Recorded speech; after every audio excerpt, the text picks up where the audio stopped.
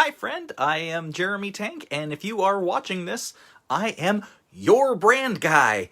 What does that mean? That means if you have questions about building your brand, about your logo, or anything with your branding, even questions about marketing and how you should appear in the world, or choosing your niche, or just trying to identify things that will help you business-wise grow and feel better about yourself, feel better about the steps that you're taking. Sometimes that means just choosing the right steps.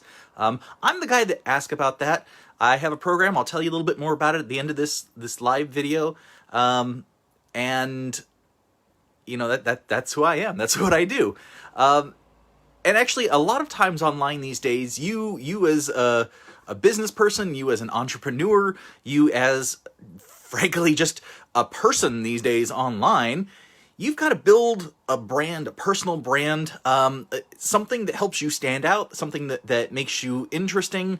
And this has very little to do with encompassing everything that you are and everything that you bring to the world. This has everything to do with how you can communicate one thing, just one thing, outward from yourself to other people to help them in whatever path they are on. And the reason I'm saying one thing, the reason that all of this is important at all, is because you are trying to become an expert. And there's a lot that goes into becoming an expert these days, especially with so much I hate to say it, junk online.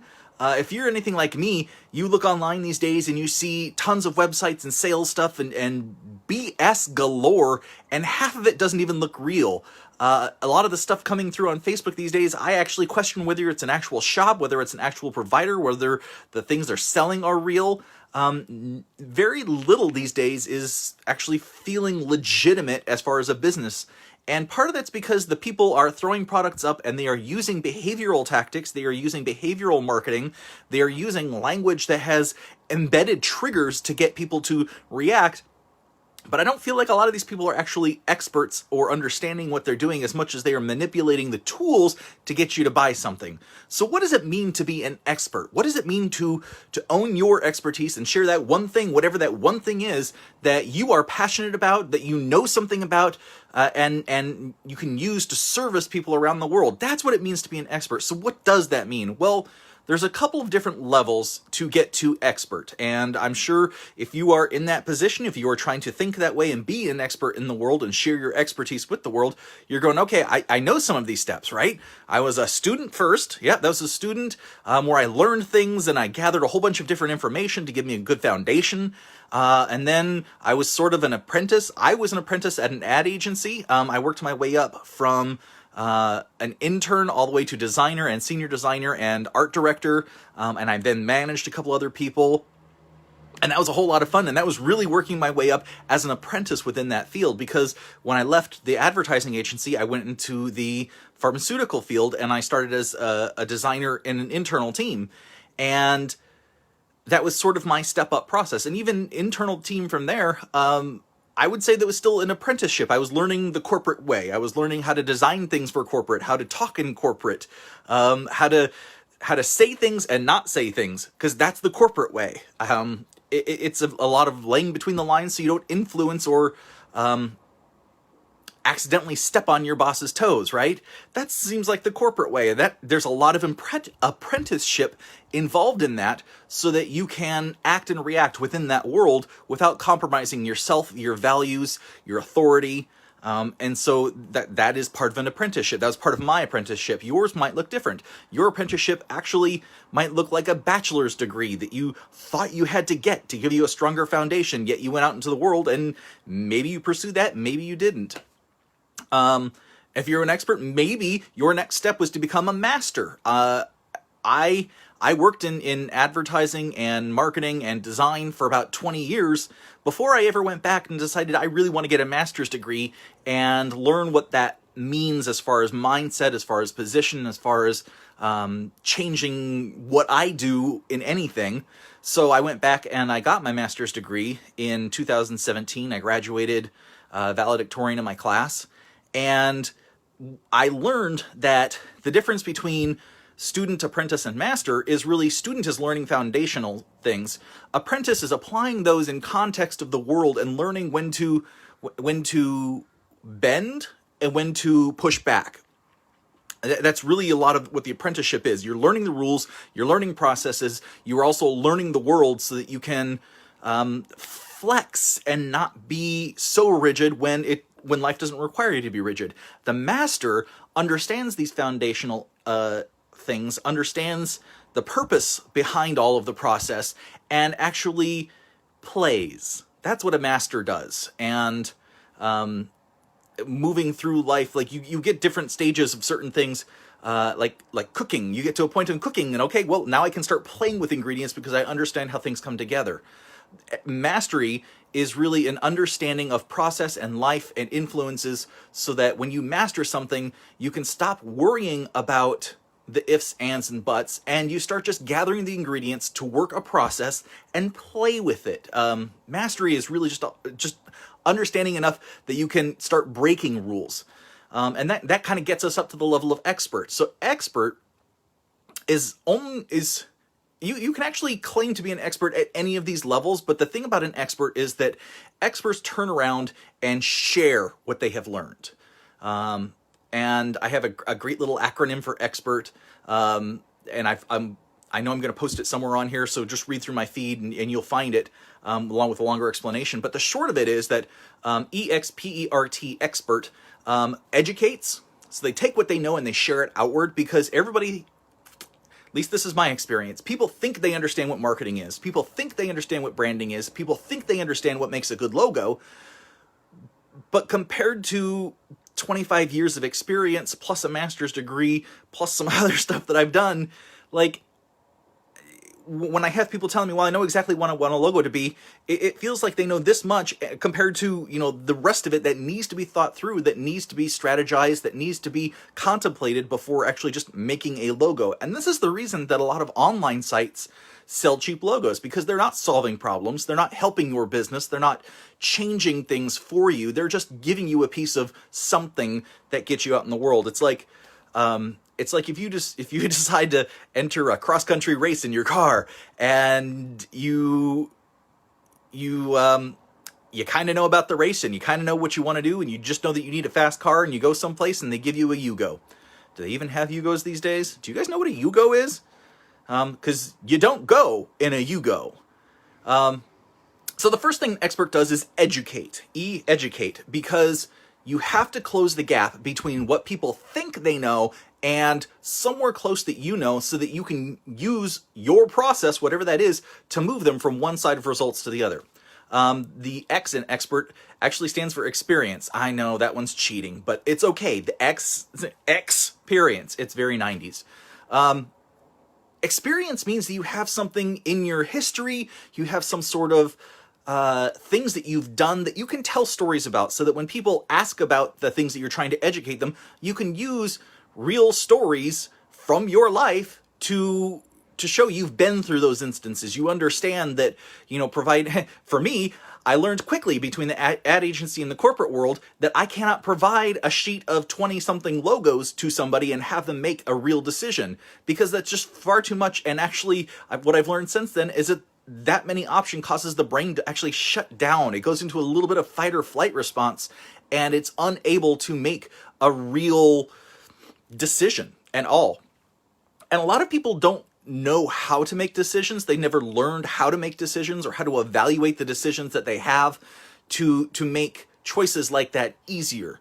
And really, in my view, the best way to make decisions is to make a definition of, once you have options on the table, what are the most important aspects of those options? What criteria are you ranking them by? And if you can get 2 or 3 criteria, you should choose pretty quickly how many of your options are valid or invalid, and narrow those choices quickly down. So that's just a little quick aside. That's the way I make decisions. I start having criteria so that I can get the list smaller and smaller. It makes decision making a lot faster.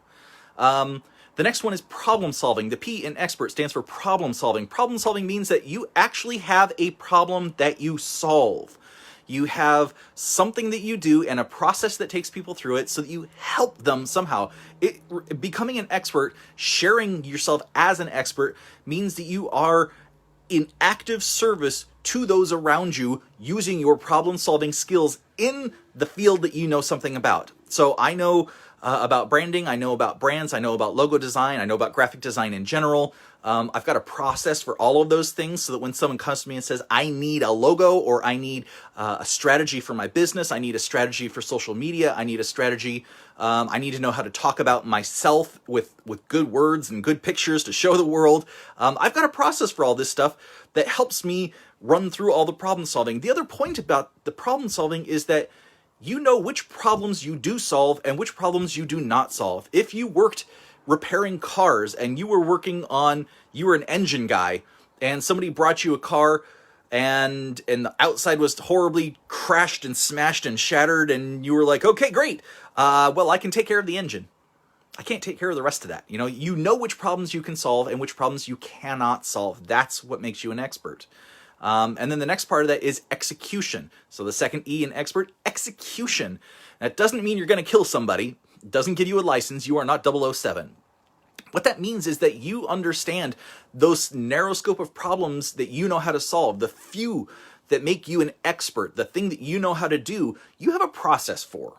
People believe you, have seen the process, have felt it for themselves, and you know how to execute it. And that really is a huge part of being an expert, is showing people this is the process are relevant to the pain points of your customers and your audience. So when people are coming to you with that one problem that you solve, and really this is the whole reason about niching down, guys. If you name one problem that you solve easily with your process, people understand that. Honestly, the brain can't hold more than a couple different ideas, and certainly ideas about you, me, right? When I tell you I'm your brand guy, I want you to remember Jeremy Tank brand guy. I don't want you to really remember all the other things, because your brain, it's too much for your brain. You won't really know how to relate to me. But when I tell you I'm here to help you make your brand better, then you get to understand that some of the tools I'm sharing here, some of the tools I'm sharing in all these different places and through my process, my programs, they're just all about making you more successful in the work that you do, whatever that work is. So, it's about you and your pain points. And when people work with me, I understand the problems I solve. They seem like, well, to me, they seem like little problems, because I've spent years solving these problems again and again and again and again and again. But for somebody who can't find the words to talk about their business, for somebody who has pardon my language, a crappy logo, and people keep telling them that, but they don't know how to fix it, they feel like it's on them. And that's actually a problem with a lot of businesses these days, is that when we get started, we're told in America, it's individualist society. You should rely on yourself. You should learn all you can. You should pay the experts to teach you how to do things. You should really embody it and embed it and move forward. But the truth is, and a lot of people will say this too, community is the best way to build something. So if you have an idea and don't know anything about marketing, find a marketing expert. If you don't know anything about branding, find a branding expert. If you don't know anything about accounting, find an accounting expert. Find people who are relative to your pain, who are experts in their field, to help you, and make sure that their solutions are fit to fit into your life and move things along. Because that's the whole point. If the person you're working with is not offering a service that is relevant to the pains and the situations that you are dealing with, they're not really an expert. They're just somebody that you're paying. And we have a horrible problem right now in society where there is a conflict between desire to hire the best, the quality, the expert, people who know what they're doing, can guarantee exactly what that thing is, and also we want the bottom dollar. We want the cheapest thing. We want the thing that is going to keep more money in our pockets. It's a very survivalist mentality, right? When you start thinking that way, then it's like you can't invest in anything because you have to hold on to it. It's the dragon syndrome. A dragon hoards everything and lays on their pile of gold and doesn't let it all up. But also, that dragon will never hire the right experts. Dragons are not business people. Dragons are dragons. Long tangent on that one. So the last one, the T in expert stands for taking action. So what that means is, well, it means a couple of things. One, it means that you know how to talk to people to help them see that they need to move forward in some way. And they can either, book a call with you, they can have a discovery session, a strategy session, just sit down and talk about goals. But really, you're helping them understand. This is why you need all the other steps, the education, your experience to tell stories and how things are relevant, so that when you sit down with people, you can help them see their own problem. You can see what your solution is. You can plan your own execution. That came out wrong, but I think you get it. You can plan the execution of whatever the plan is. And you can see how it's affecting their life, and you can help them make this decision. Because the thing is that if you tell people you need to do this, people are going to put up a wall and back off. We make decisions for ourselves. We make decisions based on how we feel about something, and when we feel like there is enough welling up of trouble and pain and disturbance and difficulty, then we'll start looking for solutions. So as an expert, you kind of have to leverage behavioral psychology a little bit to show people that the problem that you're having right now is just a tiny symptom of the much larger problem. And by the time people come to me, they've usually spent between $8,000 and $15,000 on marketing companies, on Facebook ads, on copywriters, on marketers.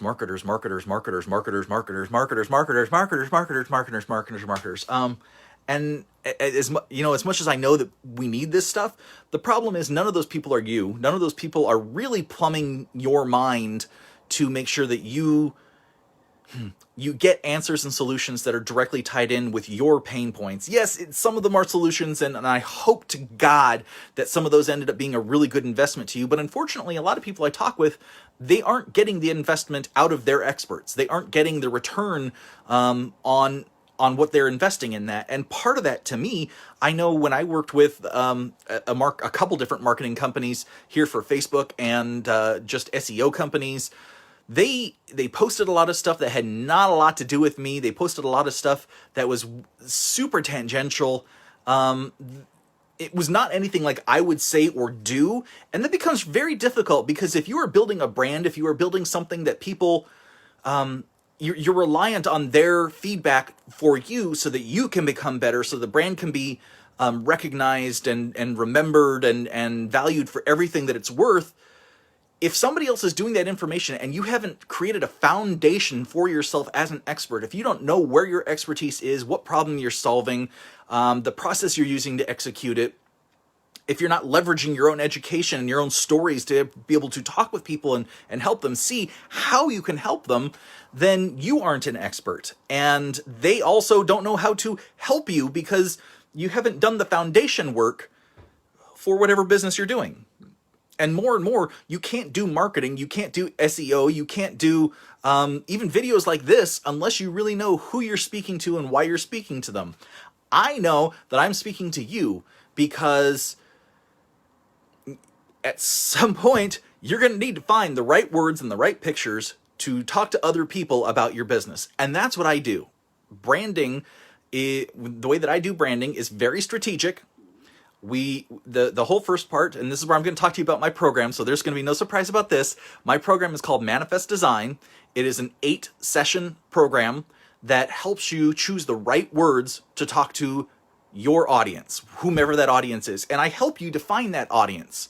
And I help you create a vision for what you're doing with your business. And we can move on from that. My second program that I actually offer is the next step up from that. That is a branding program that is all about getting your brand identity, your logo designed. Now, mine is a very premium service. Why? Because I have a lot of research that I do that matches that audience and what they see in the world, and then reverse engineers the design aesthetics so that when we create a logo, there's something aligned with what your audience needs to see in order to help them feel like you are an expert and you know what you're doing. Luckily, at least in my mind, because I've been doing this so long, That's a lot easier these days, and I think there's a lot of designers who get off easily creating logos, creating websites, creating pieces these days, because to look like an expert means a lot of white space, a lot of openness, very little type, simple images, simple iconography. If you look at the transitions of the Yahoo and the Yahoo logos, the Google logos, Microsoft logos, all of them over the last 15 years have gotten pretty much every 5 to 8 years, there's a revision, and they get simpler. It's like from a graphic designer, I will tell you, if you want to be professional, if you want to look super professional and high end these days, use Helvetica. That is the most boring, simple, straight out of design school font I can recommend to you. And for some reason, that is what experts at the super high level of all these corporations are using. They create their own font, but it's essentially Helvetica. And we see now that trend is starting to go back the other way, but experts are not going to change that whole path very easily. The more people trust you to be an expert when you share what you know and you present your stuff to them in a very clean and very corporate looking open format. So it's a very easy design strategy, but just having that design strategy does not mean that it's going to connect with your audience. And that's where I think a lot of designers are missing the point these days. And that's where, my past as a graphic designer, I think that informs me, that says, okay, for some audiences, that's absolutely right. For some audiences, that is absolutely wrong. And the only way you can tell is by doing the research and kind of reverse engineering the end goal into a design strategy, into design aesthetics, into design appeal, and a logo and a brand identity that makes sense. Now, that same stuff rings true with all of the words that you're sharing with your audience. If you are sharing a whole bunch of words that appeal to baby boomers, that's not going to hit with Gen Z. That's not going to hit with millennials. If you keep it really vague and open, it's like shooting buckshot into an open field. You're not going to hit anything. And so part of this is just understanding, and it's my process that helps define this stuff. But when you want to appear as an expert, it helps to narrow your field down. It helps to narrow everything that you're doing just down a little bit, and sharing who you are, what you do, why you do it with the world, and present examples and present social feedback, testimonials to prove that, yeah, you do know, and it is an expertise sort of thing. I just want to wrap up by saying I read this great book not too long ago. It was called Becoming a Sage, and it was written about 1,000 years ago by a Neo-Confucian scholar. And he said, people at that time, people aren't reading to read. They read and they gloss over things really quickly. They let themselves be influenced by society. They aren't taking the time and the effort to share what they know and to interpret the things that they know in a positive way. Let me see if I can get to a better light here. This whole phone thing's kind of funky. And the thing about being a sage at that time that he was trying to teach was that being a sage meant that you studied for years and years and years and years, so you understood at a deep level. You became a master of the words and a master of the message. And then, only then, you could go out and start teaching, educating, doing. And the sage is the person that has the education and the experience behind them as they walk the path to success. And for a lot of Confucianism, but what turned into Buddhism and Tao, that path to success looked like nirvana. They're learning all about the mind, they're learning about the body and nature and the balance of yin and yang. And for them, becoming elevated, enlightened, reaching nirvana was the peak thing. And people who did that were known, as Buddhas. Buddha hit nirvana, and but the thing is that lots of people have done that throughout history, and even more have come back and taught what they knew. They were then experts, and then the teachers that shared these things. So I look at this as anywhere from the path of apprentice all the way through expert, you are walking the path of a sage. You understand what you're saying, you are sharing it outwards, you're just waiting for things to pick up and blow up and take you to the next level. And when you get to that next level, it's not like you're done. You're never really done. As long as you're living this life, you are still going. You are still serving people. You are still helping people. People who achieved enlightenment and reached nirvana came back.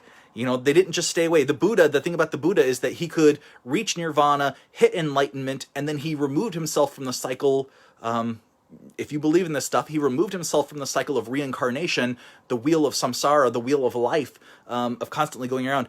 The Buddha removed himself from that cycle. Bodhisattvas reached enlightenment, saw the cycle of life, saw what was going on, and decided to come back and teach others. That's what made them bodhisattvas, is that they understand the path and they came back and taught others. Sages know the path and teach others and share the path, and then they walk the path until they reach enlightenment.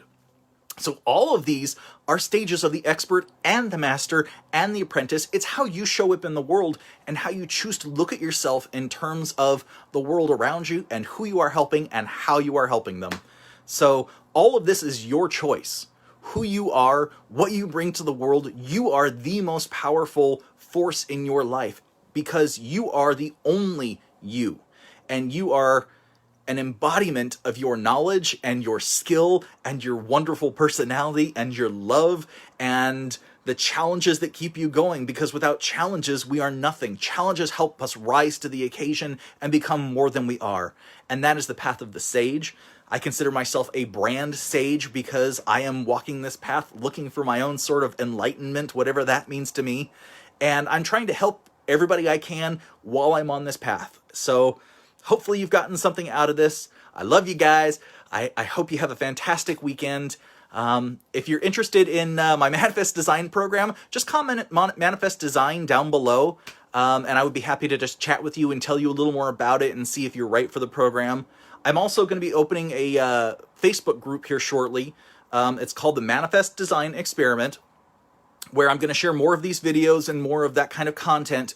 But here's the experiment part about it. I know the way that the brain processes, the way that the subconscious mind controls 95% of our activities, and I understand how we can program the conscious and subconscious minds through our vision, through our action, through the life challenges that we face and choose to overcome. So I'm starting this group to give away some of these tools on the path to manifest design for yourself, that signing up for the program. But I think a lot of these tools will help people like you to make the life that you want to make. And some of this stuff looks like, just customer avatars or user journey maps. You don't have to know what any of those things are. I just want to have a place where I can give them away. Because here's the other thing. If you know where you're going, if you can see where you are, accept where you are, know where you're going, chart a path, start walking that path, then as you walk that path and own the expertise, my hope is that in the group that I'm starting, the Manifest Design Experiment, you will help others on their path, and they will help others, and they will help others, and this ripple of manifesting the world that you want and feeling secure and powerful in it will just ripple outwards. And the experiment is seeing how we can help each other network, become closer, tighter, and more successful as a community. So that's what I've got to share today. If you're interested in any of that stuff, just comment Manifest Design down below and I will reach out to you. Thank you so much. I appreciate you watching, and I will see you guys soon. Take care. Bye.